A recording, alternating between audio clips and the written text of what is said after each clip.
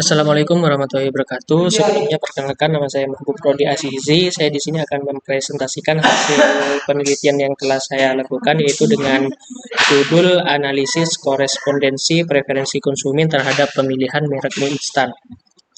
Nah, yang melatar belakangi saya melakukan penelitian ini yaitu adanya industri mie instan di Indonesia yang mengalami pertumbuhan pesat selama beberapa dekade terakhir, sehingga menjadi bagian penting dalam kehidupan sehari-hari masyarakat di Indonesia.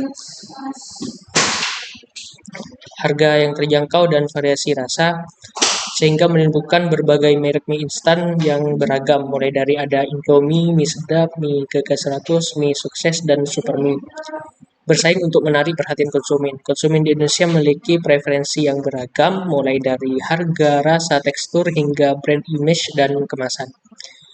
Penelitian ini dilakukan untuk memahami bagaimana atribut-atribut tersebut mempengaruhi preferensi konsumen dalam memilih merek mie instan. Nah, untuk rumusan masalahnya sendiri di sini itu ada 4 rumusan masalah. Untuk masalah yang pertama itu bagaimana sih preferensi konsumen terhadap berbagai merek mie instan. Terus berdasarkan atribut-atribut yang mempengaruhi keputusan pembelian. Nah, untuk yang kedua itu ada atribut produk apa saja, seperti harga, rasa, tekstur mie, ketersediaan, brand image, kemasan, dan varian mie. Yang paling dominan dalam mempengaruhi preferensi konsumen terhadap memilih merek mie instan tersebut. Yang selanjutnya ada bagaimana pola hubungan antara atribut-atribut tersebut dengan setiap merek mie instan yang dianalisis melalui metode analisis korespondensi.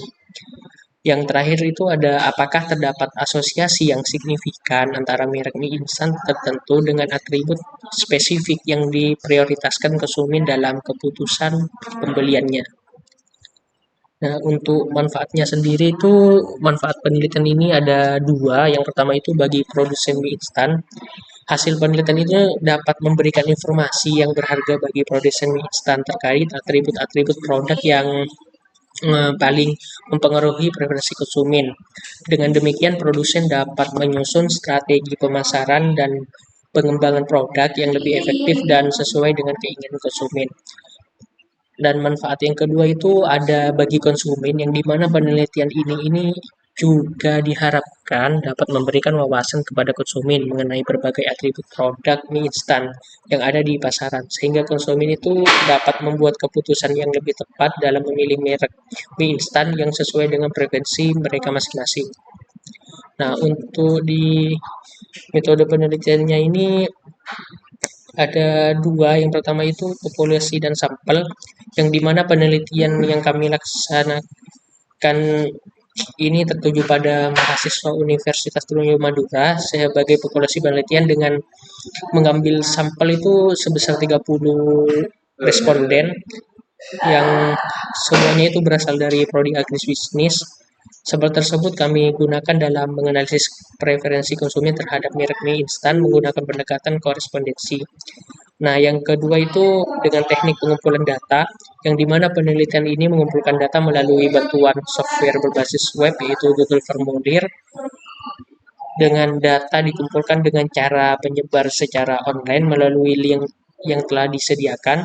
Lalu kuesioner-kuesioner tersebut berisi atribut-atribut seperti harga, rasa, tekstur mie, ketersediaan, dan brand image dan kemasan, serta varian mie dengan merek-merek yang bermacam-macam seperti Indomie, mie sedap, mie Gagas 100, mie sukses, dan super mie. Nah, untuk teknik analisis datanya itu yang pertama kita membuat kuesioner, dan hasil dari kuesioner tersebut kita buat tabel kontingensi yang membuat rekapitulasi data di Excel seperti gambar di sini. Terus setelah itu datanya itu diinput ke SPSS. Setelah itu di SPSS di bagian pembobotan, langkahnya itu menyesuaikan untuk memperbaiki bila ada terlalu banyak representatif karakteristik dalam data. Nah, untuk langkahnya itu yang pertama pilih data, lalu pada bagian weight class, lalu pilih weight case by, pindahkan frekuensi atau jumlah frekuensi variabel, lalu tekan OK.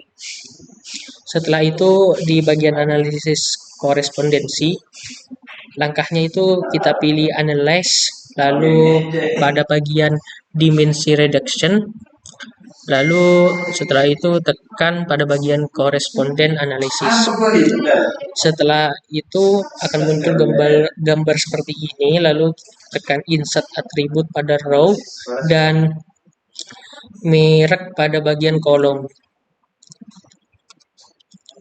Nah, setelah itu lakukan define range pada row dan kolom, klik tombol define range. Setelahnya masukkan nilai 1 pada bagian minimum dan nilai 7 pada bagian maksimum. Ini lakukan sesuai dengan atribut yang diuji. Lalu setelah itu tekan update, lalu OK lah.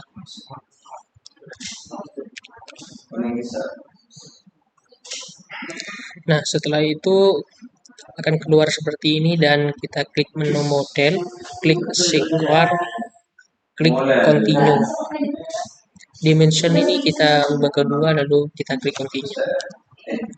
Nah, setelah selesai kita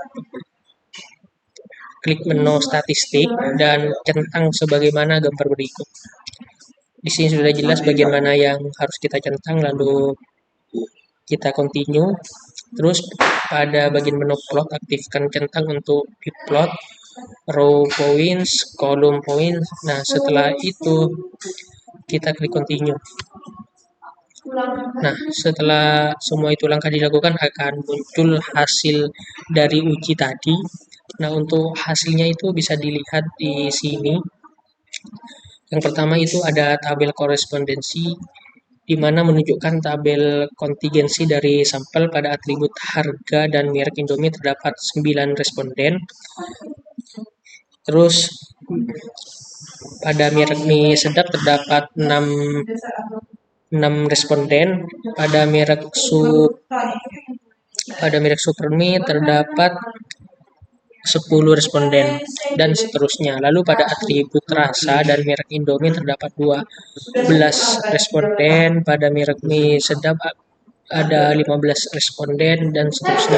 Hal tersebut dapat disimpulkan bahwa responden lebih memilih produk dari Supermie jika melihat dari segi harganya.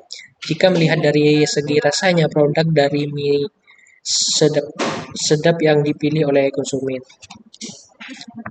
Nah, untuk hasil yang kedua pada output profil baris menunjukkan bagaimana distribusi kategori dalam baris tabel kontingensi terkait dengan kategori dalam kolom. Sedangkan pada output profil kolom menunjukkan bagaimana distribusi kategori dalam kolom terkait dengan kategori dalam baris. Setiap sel dalam profil kolom menunjukkan proporsi kategori kolom yang didistribusikan ke dalam kategori baris. Misalnya beberapa banyak dari responden yang memilih harga pada merek Indomie. Yang di sini itu sudah tertera yaitu dengan hasil 0,300, pada mie sedap yaitu dengan nilai 0,200 dan seterusnya. Sedangkan pada setiap sel di profil baris menunjukkan proporsi dari kategori baris yang berada dalam kategori kolom. Misalnya kita dapat melihat beberapa proporsi pemilihan merek Indomie pada atribut harga. Dengan nilai itu yang didapat itu sebesar 0,094 dan pada rasa dengan nilai 0,125 dan seterusnya. Dari hasil ini kita dapat mengetahui suatu atribut unggul pada merek yang mana, dan kita dapat mengetahui pula pada suatu merek atribut apa saja yang unggul, seperti atribut harga unggul pada merek mie tersebut.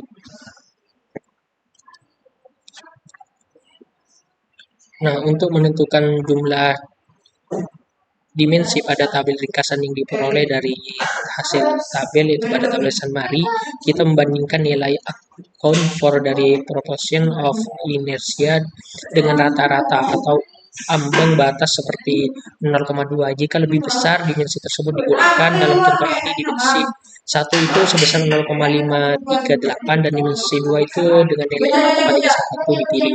Karena dimensi 3 dinilai di bawah 0,2 jadi tidak digunakan. Dua dimensi ini secara kumulatif menjelaskan sebesar 84,9% variasi data yang cukup untuk visualisasi. Inersia menggambarkan total variasi yang dijelaskan dan progression inersia menunjukkan kontribusi setiap dimensi terhadap total tersebut. Kumulatif progression membantu menentukan beberapa dimensi yang diperlukan.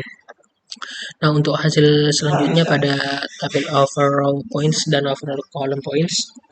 Pada tabel yang pertama ini, tabel tersebut menjelaskan keterkaitan atau kedekatan baik di baris maupun di kolom. Nilai kedekatan variabel dapat dilihat dari nilai kontribusi of points of inertia of dimension. Nilai tersebut menunjukkan seberapa besar kontribusi kategori baris terhadap total varians dalam setiap dimensi. Nilai kontribusi yang besar seperti kategori tersebut sangat penting dalam menjelaskan dimensi tersebut. Seperti halnya pada atribut harga, memiliki kontribusi yang sangat tinggi pada dimensi 1 dengan nilai kontribusi sebesar 0,759. Ini berarti bahwa variabel harga sangat mempengaruhi pembentukan dimensi 1 dibandingkan dengan dimensi 2 yang kontribusinya itu sangat kecil dengan nilai 0,002. Nah, untuk yang selanjutnya itu pada hasil row and column points dan pada systematical normalization yang dimana dimensi 1 itu dilambangkan dengan sumbu X sedangkan dimensi 2 itu dengan sumbu Y. Untuk sumbu Y ini ya berarti pengalaman pengguna, untuk Y ini kompetisi efisiensi. Nah, untuk yang pertama itu pada bagian kedekatan, kategori yang posisi yang berdekatan di peta ini menunjukkan adanya hubungan atau pola yang mirip antara kategori tersebut. Misalnya kategori tekstur mie berdekatan dengan kategori Indomie. Artinya orang lebih menyukai tekstur mie dari merek Indomie, sedangkan kategori mie sedap berada dekat dengan ketersediaan. Ini berarti dari segi ketersediaan orang lebih menyukai mie sedap dibandingkan dengan merek lain. Nah, untuk selanjutnya ada di bagian jarak, yang dimana semakin jauh jarak antar kategori, maka semakin kecil pula hubungan antar kategori tersebut. Misalnya bisa dilihat pada kategori rasa. Kategori rasa di sini kan ini jauh dengan mie gaga. Nah, itu artinya mie instan dengan merek mie gaga rasanya masih kurang dibandingkan dengan mie instan merek lainnya. Nah, untuk yang terakhir yaitu di kesimpulan dari pembahasan yang telah kita bahas tadi, yaitu penelitian ini tuh menyimpulkan bahwa konsumen memiliki preferensi berbeda terhadap atribut tertentu, mulai dari berbagai merek mie instan. Indomie unggul dari segi tekstur dan ketersediaan, sementara mie sedap lebih disukai karena rasanya. Mie Gaga 100 menonjol dalam variasi produk, mie sukses unggul dalam hal kemasan, dan Supermie dianggap unggul dari segi harga. Atribut yang paling mempengaruhi konsumen adalah tekstur mie untuk Indomie, ketersediaan untuk mie sedap, serta harga untuk Supermie. Selain itu, ditemukan hubungan yang signifikan antara atribut dan merek. Dengan Indomie sangat erat kaitannya dengan tekstur, sementara mie sedap lebih dekat dengan atribut, ketersediaan, dan rasa. Nah, mungkin itu saja presentasi mengenai penelitian yang telah saya lakukan. Kurang lebihnya mohon maaf. Wassalamualaikum warahmatullahi wabarakatuh.